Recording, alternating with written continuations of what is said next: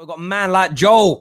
Joel making his debut here on the Football Terrace, and of course, Give Me Sport as well. Joel, obviously a gooner. You've just seen Liverpool's last-minute winner against your North London rivals and enemies. Give us your thoughts, bro. Terry, I'm absolutely loving it. To let you know, Arsenal scored today for the first time for over 12 hours in open play, so we're back rocking. But back to this game. Yeah, I could not stand for Tottenham to do a job tonight, because I'm telling you, man, I'm hearing whispers all over North London, and I don't even live in North London. I live in South. But you know, fantastic play from Liverpool. I think they are the team to beat. I hope they're the team to beat. We need them to be the team to beat, because, like what the fella said beforehand, whoever finishes above Liverpool, if they do, they'll be winning the league. I think tonight Jose's tactics did not work. He tried it. He tried to give them a counter. He tried to frustrate them, but you know what? It didn't work with Jurgen Klopp's men. They were very persistent, and it paid off. Yeah, it did in the end. And do you know what? Again, for an Arsenal fan looking at this as well, it must have been like sweet to also see Bergwijn miss those chances, and then Harry Kane missing an absolute sitter from 6 yards out, free header, should be putting it away. And you know, I could hear those whispers. I could hear Gooners saying it, and rivals just, are they bottling it?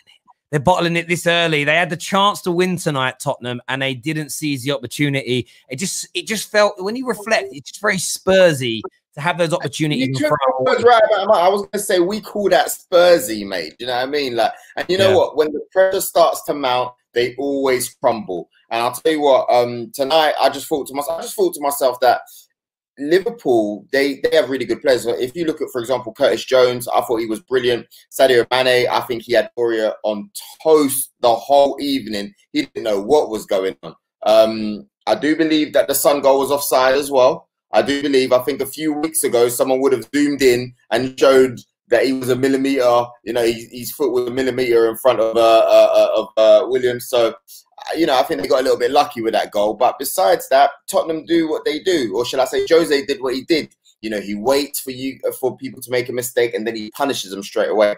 And personally, I'm just glad that it didn't work. And I think Jose needs to be careful, because in a season or two, if he carries on doing that and it doesn't work, they're going to get tired of that kind of football. They're going to get tired. Right now, it's okay, because Spurs, you know, they're at the top and they've never experienced anything like this before in their lives. So obviously, it's all excitement. But in the future, the fans are not going to be happy with that at all. Do you know what? I hear that in terms Jose's football. Any pragmatic manager's football is only enjoyable when you're winning. When Arteta was playing the pragmatic football at the end of last season, and you were beating Liverpool, winning FA Cups, everyone was loving it. Now that you're sitting in a relegation fight, no one likes boring football. It's very true, and we had that at Man United. But I just really struck me strange this season. We know Liverpool haven't started as well, haven't had as many points, have the injuries. But even before all of that, on my channel here, the Football Terrace, and I saw this right across the social media spectrum, people writing off Liverpool saying they're coming second, third. We even had one guy say they're coming fifth this season on our channel. Do you find it weird that Liverpool's performance in the Premier League over the last 3 years has been phenomenal? Do you find it strange that people have written them off so easily after just, say, one injury? Yeah, but you remember that people write people off really quickly. They don't have a long memory, a long attention span these days. But you've got to remember that you know, everyone else is in a rebuilding stage. So no matter how bad Liverpool are playing, you've still got Man City that are rebuilding. Man United have been rebuilding for like 10 years. You would know that, Terry. Arsenal, I know where they are. You know, Leicester, they're a surprise team now. So Liverpool are still going to be strong, because you have to remember that Jurgen Klopp plays with an actual system where he can take one player out of the team, put another player in the team, and it works perfectly. That's why players like Fabinho can shine as a centre-back. You know, that's why Curtis Jones can come in and do a good job. That's why, yes, when Thiago's in there, it works well. But even if he takes him out and he puts in Wijnaldum, I know that he's not around, but you know, things are, so he has a specific system which I don't think a lot of managers do. He does it. Pep does it. I think they're the only two, I would say, that play a system where they can take a player out and take a player in, and nothing really changes.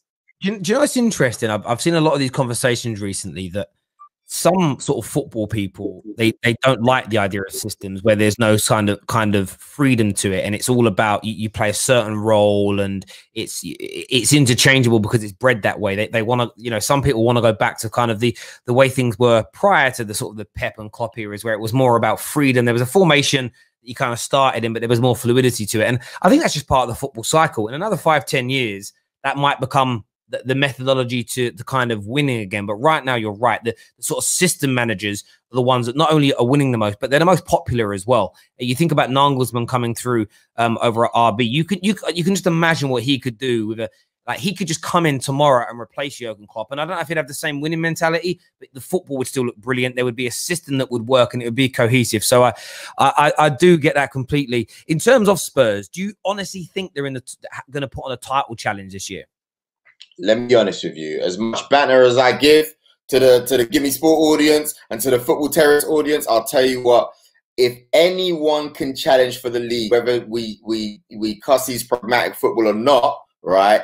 Jose Mourinho has the ability to do so. I still believe that it was the biggest mistake by Man United sacking him because they picked Pogba over him, and I think they're going to rue that mistake. But Jose Mourinho, he's been there. The only difficulty he's going to have is, Tottenham's bottling issue. Are they going to be able to control themselves when it gets to the latter part of the season? And I look at players like Son, when the pressure's on, what's he going to do? Aurier, what's he going to do? What's his name? Not Harry Kane. But when you look at some of their players, you look and you think, hold on a second, Dele Alli, who I was thinking of. Are they able, right, to carry the weight on their shoulders? I'm not sure about them, but with Jose Mourinho, they've always got a chance, and you can't write the guy off, man. You just can't. No, I hear that as well, and I think they'll be there or thereabouts. The same as I actually think Chelsea. I'll have an outside chance. Couple of bad games on the bounce, but I think teams are going to drop this year. You don't think Chelsea? You don't think Chelsea are going to push? Chance, Terry, they're too inconsistent. And you can obviously Thiago Silva, fantastic signing. Reece James, absolutely fantastic. Giroud's great, but how long that's going to last for, And then if Giroud's not on form, Werner's not been the best. He's not been terrible, but he's not the best. Tammy Abraham, I just don't trust him. Kai Havertz, he looks a bit hot and cold at the moment. You know what I mean? I like the look of Ziyech. I'm not really that sure. Mason Mount, yes, he's not playing on the left wing anymore, but I'm not too confident with them on a consistent basis, man. So I think Frank Lampard, he's going to be out of it. And they love him, obviously, because it's him, but he's not going to be challenging, not for the #1 spot. No way. I hear that. Joel, listen, mate, appreciate you coming on, having your say, mate. Really appreciate it. Speak to you soon, brother. Peace out. Take care, mate. Thank you. Man like Joel there from Give Me Sport here.